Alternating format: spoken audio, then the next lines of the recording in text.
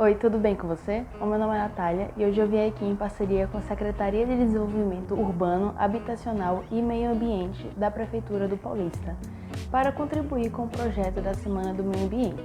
O tema deste ano é a sustentabilidade ambiental para além da pandemia, cujo objetivo principal é a discussão de fatores de importância social e ecológica. Sendo assim, hoje eu vim aqui conversar com você um pouco sobre a biorremediação.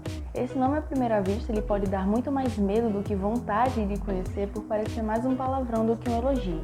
Mas continue assistindo o vídeo que eu vou mostrar para você como esse assunto ele é de extrema importância para a sociedade e que vale muito a pena conhecer, ok?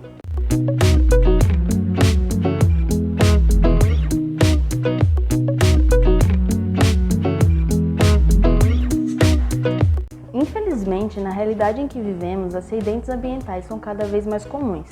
Sejam eles derivados de desastres naturais ou antropogênicos, ou seja, aqueles derivados da ação humana. A maioria desses acidentes ambientais, eles não vão afetar somente os seres vivos presentes naquele local na hora do desastre, mas em casos extremos pode ocorrer o extermínio de uma população local, e esse extermínio de uma determinada porção de seres vivos em um determinado ambiente vai trazer um desequilíbrio ecológico. Citando alguns exemplos de acidentes ambientais muito conhecidos, temos a usina de Chernobyl, o terremoto de magnitude 9 na costa oeste da Indonésia, os acidentes das barragens nas cidades de Brumadinho e Mariana e, é claro, as secas recorrentes que ocorrem em certas regiões do nosso país. Como nós podemos observar, todos esses desastres ambientais, eles vão apresentar características únicas e muito distintas umas das outras. Porém, algo em comum em todas elas vai ser justamente as consequências a longo prazo. E existem sim soluções práticas que estão sendo utilizadas até hoje para diminuir os efeitos e as consequências ao meio ambiente. Porém, eu acho que essa pergunta já deve ter surgido na sua cabeça, e se não surgiu, ela vai aparecer agora. Para que é possível a utilização de micro-organismos, ou seja, aqueles organismos que não são visíveis a olho nu, como por exemplo bactérias, leveduras, microalgas e entre outros, ou então até mesmo os vegetais, as plantas, árvores, para combater a poluição que é gerada em alguns desses casos? Neste vídeo, então, vamos ter a resposta dessa pergunta. A resposta ela é positiva. Sim, nós podemos utilizar micro-organismos para diminuir a poluição causada por alguns estragos ambientais. E o nome disso é a biorremediação. A partir dessa breve introdução, a gente pode entender melhor o significado da palavra biorremediação. A biorremediação nada mais é do que a utilização de seres vivos, como leveduras, bactérias ou então alguma espécie de planta para redução ou remoção completamente da poluição presente no ambiente. Esse processo de retirada ou de redução da poluição naquele determinado ambiente, ele vai acontecer de forma natural por esses organismos, porque eles vão apresentar essa capacidade de utilizar aquele poluente como fonte de alimentação, como fonte de carbono. Para uma melhor compreensão de como a biorremediação ela pode ser aplicada e está tão próxima do nosso dia a dia, eu vou citar para vocês um caso muito recente na nossa história, principalmente para nós que moramos na região litorânea do nosso país no final de 2019. No final deste ano, houve o derramamento de petróleo cru no nosso litoral. E nós sabemos o tamanho do estrago que isso causou, não somente aos animais presentes no nosso bioma marinho, ou seja, as aves, os peixes, as tartarugas e entre outros organismos, mas também nós literalmente sentimos o óleo cru queimar a nossa pele, tendo em vista que a maior parte do óleo das praias foram retirados por voluntários. E apesar de ter diminuído bastante a quantidade de óleo encontrado nas praias, não significa que não exista uma boa parte de óleo submerso no nosso oceano. E esse óleo submerso ele vai trazer estragos a longo prazo que nós ainda não podemos prever. Além disso, nem sempre o petróleo ele vai se encontrar visível ao olho nu. Sendo assim, nós sabemos que há a existência de partículas de diversos tamanhos desse óleo presente no nosso oceano.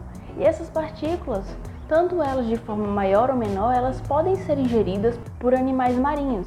E a presença do petróleo no nosso oceano, ele é prejudicial. O petróleo é uma substância tóxica e a partir do momento que animais marinhos eles vão ingerir esse petróleo cru, das duas uma. Ou esses organismos irão vir à morte, ou então eles irão conseguir se alimentar daquele petróleo cru E esse petróleo irá se acumular nos seus tecidos. E a partir do momento que esses organismos, no caso de peixes, eles forem ingeridos por seres humanos, o petróleo que foi ingerido pelo peixe, ele irá contaminar o ser humano que está se alimentando do peixe.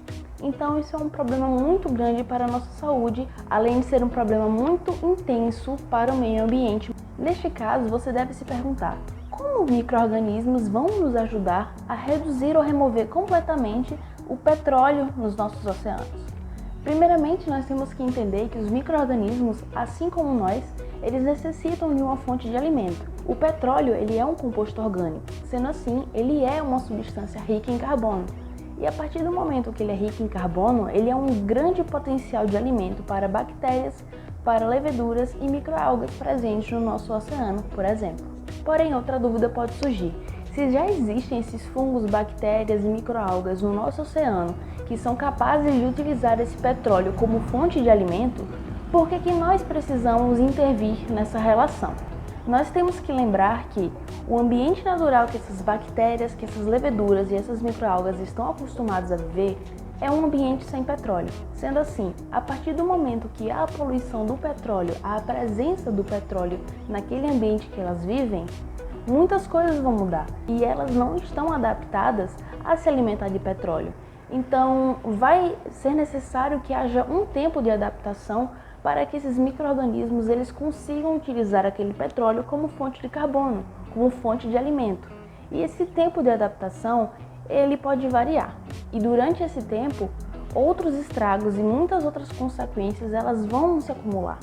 Como, por exemplo, quanto maior for esse tempo de espera, esse tempo de adaptação, mais espécies de peixes podem morrer, sem falar nos outros micro-organismos, como por exemplo os plânctons, que são essenciais para a manutenção de alguns seres vivos presentes no oceano. Sendo assim, se for possível a intervenção humana de selecionar esses micro-organismos que apresentam o potencial de utilizar o petróleo como fonte de alimento, e em uma situação artificial, ou seja, uma situação laboratorial, nós conseguirmos fazer com que essas bactérias ou leveduras ou microalgas elas consigam se adaptar mais rápido a utilizar aquele petróleo como fonte de alimento, vai ser muito mais interessante do que deixar com que esses micro-organismos eles se adaptem por si só naquele novo ambiente para elas. Porque é importante ressaltar que para esses micro-organismos, aquele novo ambiente ele vai ser um ambiente muito estressante. Vai ser um ambiente com menos luminosidade, com menos oxigênio, vai ser um ambiente completamente novo. Então esse tempo de adaptação ele pode ser muito longo e quanto mais longo for o período de poluição, pior será para a nossa cadeia alimentar. A partir daí nós podemos compreender qual é a importância dos pesquisadores realizarem essa intervenção, pois a partir do momento que nós estamos num ambiente artificial que seria um laboratório, nós podemos fazer com que essas bactérias ou leveduras ou microalgas elas consigam se adaptar muito mais rápido para utilizar esse petróleo como fonte de alimentação. Nós podemos fazer com que esses micro-organismos eles se reproduzam mais rápido em laboratório e a partir dessa grande quantidade de micro-organismos nós podemos reinseri-los no ambiente marinho. E uma última dúvida que pode surgir é: se nós, como pesquisadores, nós vamos inserir uma quantidade absurda de micro-organismos naquele novo ambiente, os pesquisadores não seriam então responsáveis por causar um novo desequilíbrio ecológico? E essa é uma pergunta muito válida. Porém, a resposta para essa pergunta é não. Pois a partir do momento que aqueles micro-organismos em grande quantidade serão colocados, serão postos num ambiente marinho cheio de petróleo, eles irão rapidamente exercer sua função, que vai ser reduzir ou remover completamente o excesso de petróleo no nosso ambiente marinho. E a partir do momento que o ambiente marinho ele vai retornar a um estado anterior sem nenhum tipo de petróleo, o equilíbrio ecológico aos poucos ele vai sendo retomado, porque não vai existir aquele poluente, não vai existir aquele corpo estranho que não estava ali antes. Sendo assim, o excesso de bactérias que está acostumada a utilizar o petróleo como fonte de alimento, aos poucos sua população vai caindo, ela vai morrendo. A utilização então de micro-organismos nessa situação tão recente e tão preocupante, ela é viável, de baixo custo e ecologicamente sustentável. É importante ressaltar que existem sim pesquisadores que estão estudando a possibilidade de utilização de micro-organismos para reduzir a quantidade de petróleo presente no nosso litoral. E é importante ressaltar também que nós não podemos limitar a biorremediação apenas a micro-organismos. Posso trazer aqui como exemplo os acidentes que ocorreram nos municípios de Brumadinho e Mariana, onde os causadores da poluição naquela região são rejeitos de minérios, que são metais pesados e que trazem um impacto muito grande para os solos das cidades e, consequentemente, para os organismos que ali vivem, inclusive nós, seres humanos. Sendo assim, uma das soluções para diminuir a concentração desses metais pesados no solo é a utilização de vegetais, de plantas. A partir do momento que determinadas plantas elas são plantadas naquele solo que está cheio desses metais pesados, as suas raízes elas têm afinidade para determinados tipos de metais. A planta irá tirar do solo aqueles minerais que não são necessários e que causam um desequilíbrio ambiental muito grande. E depois de um determinado tempo, as plantas elas vão ser retiradas daquele local e serão descartadas de forma ideal. Sendo assim, aquele ambiente ele vai ficar sem nenhum resquício de poluição.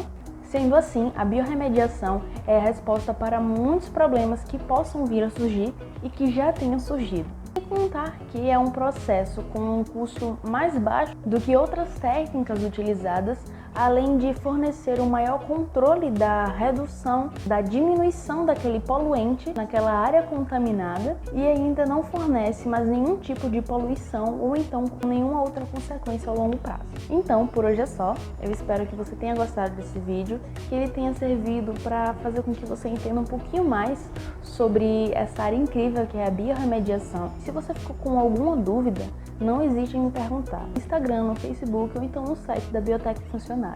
Muito obrigada pela atenção e até a próxima!